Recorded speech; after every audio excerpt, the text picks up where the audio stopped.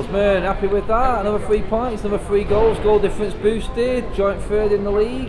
Got to be happy, surely. Yeah, listen, light work, Manchester United.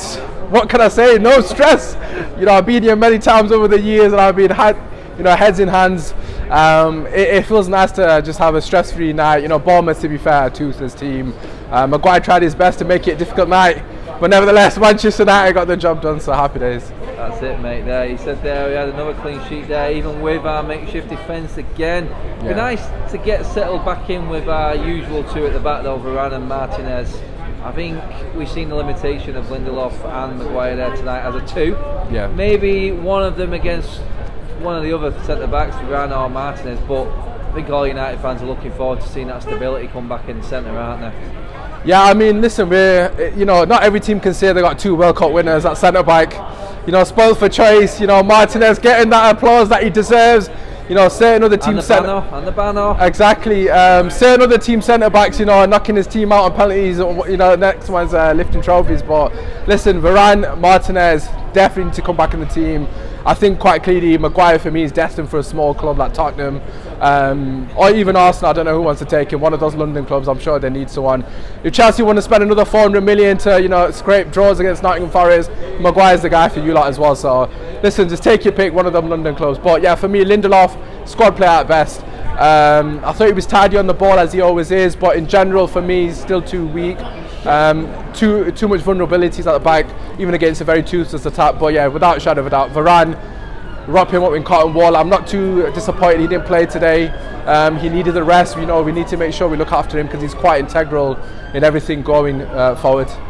You're throwing a few subtle jabs there at a few other teams there, Usman, mate. Are you confident not just in how United are playing, but how other teams are struggling right now and we're taking advantage? Yeah, I mean, the rival teams are making it easy for us at the moment. I mean, Liverpool, to be quite frankly honest with you, the linesman was their best player last night. I mean, it could have been 4, 5, 6.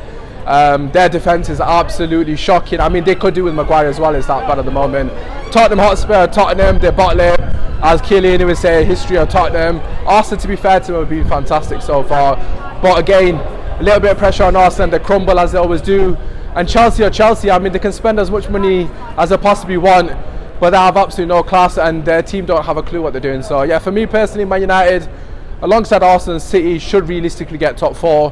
Of course, a lot can change within the season, but for me personally, it's ours to lose, to be quite frank with you. The other teams are absolutely pathetic at the moment. You said ours to lose there, up there with City and Arsenal. That's our next 2 games in the league, mate. Do you feel confident now that, I mean, we beat Arsenal before, we got smashed by City, but we got caught cold, I thought, in that one. Do you feel confident that, you know what, we get through these 2 cup games now, going into them 2, we've got a chance to actually push on for even more this season?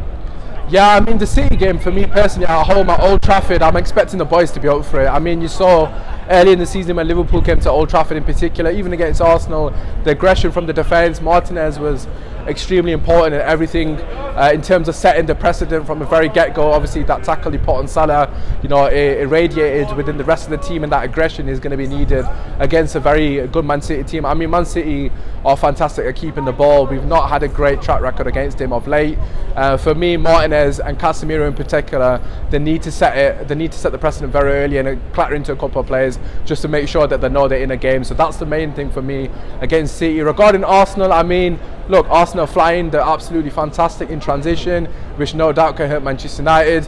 However, we're also brilliant on the counter-attack, as we saw when they played us at Old Trafford. Rashford, coming into form as well. He was absolutely devastated in that game, and we beat Arsenal 3-1 early in the season, and we're hoping on the break that it can cause them problems again. That's it, you have Rashford there. I think that's 4 games in a row now, 12 for the season, 15 club and country.